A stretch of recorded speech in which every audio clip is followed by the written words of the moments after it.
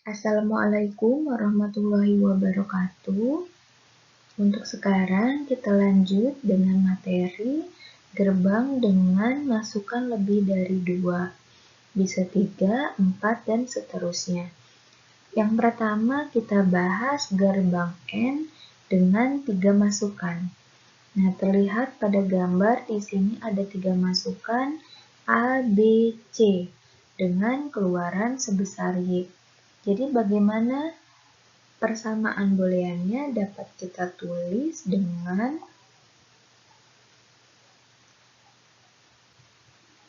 Y sama dengan A, N, B, N, C. Ini adalah bentuk persamaan boolean dari gerbang logika N 3 masukan. Nah, sekarang kita tentukan bagaimana tabel kebenaran. Ada berapa kemungkinan pada tabel kebenaran atau ada berapa baris pada tabel kebenaran itu ditentukan dengan 2 pangkat N.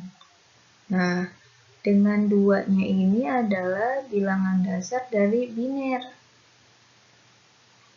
Kemudian N-nya itu jumlah input.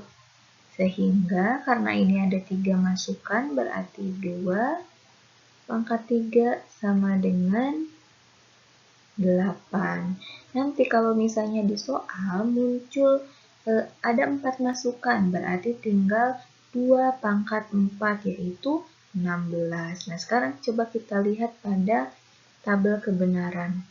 Di sini ada input A, input B, dan input C dengan masing-masing letak dari bilangan biner yang berbeda. Jadi untuk peletakan atau penentuan bilangan binernya antara penempatan 0 dan 1-nya antara masukan A, B, C itu harus berbeda. Nampak pada tabel di sini ya, itu berbeda. Nah, untuk menentukan bagaimana keluarannya sama seperti pada gerbang logika N dengan 2 masukan, jadi dia untuk gerbang N ini keluarannya itu akan bernilai 1 atau tinggi kalau semua inputannya bernilai tinggi. Jadi kalau ada salah satu atau ada 2 yang bernilai tinggi tetapi masukan satunya itu rendah, maka keluarannya pun akan rendah. Jadi di sini ada baris yang terakhir atau yang ke-8 dengan masukan A1, kemudian B-nya juga 1, yang C-nya juga 1, maka keluarannya hasilnya 1. Sedangkan untuk yang lain hasilnya 0. Atau gerbang logika N ini bisa dianalogikan dengan perkalian. Persamaan perkalian ya. Jadi ketika 0 dikali 0 dikali 0 hasilnya 0. 0 dikali 0 dikali 1 hasilnya 0 dan seterusnya. Seperti itu.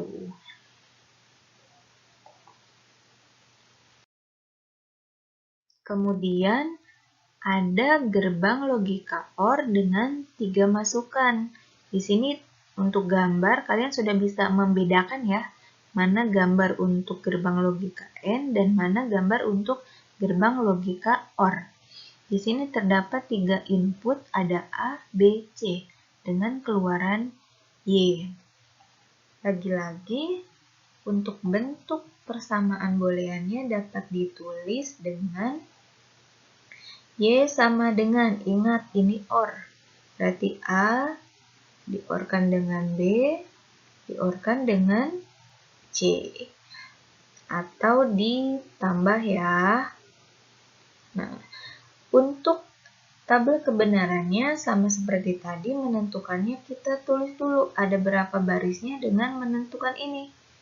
2 pangkat N, karena ada 3 inputan berarti 2 pangkat 3 sama dengan 8. Berarti ada 8 kemungkinan atau 8 baris pada tabel kebenaran.